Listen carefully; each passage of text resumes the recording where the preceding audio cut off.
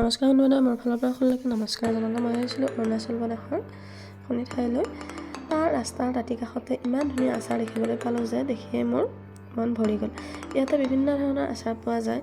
শুকান আচাৰ, মাছৰ আচাৰ, তাৰপিছত খৰিচাৰ আচাৰ, জলকীয়া, ভোট জলকীয়া, বিভিন্ন ধৰণৰ আচাৰ আৰু মাছৰ শুকান আচাৰ, তেল নিদিয়াকৈ আচাৰ। ইমান ধুনীয়া যে দেখি লোভ লাগি গ'ল। এই আচাৰখিনি খাবলৈ বহুত টেষ্টি হয়। আপোনালোকৰ কেতিয়াবা যদি এইফালে যায় আনিব। আচাৰখিনি খাবলৈ বহুত টেষ্টি আৰু বহুত দিনলৈ বেয়া নোহোৱাকৈ থাকে।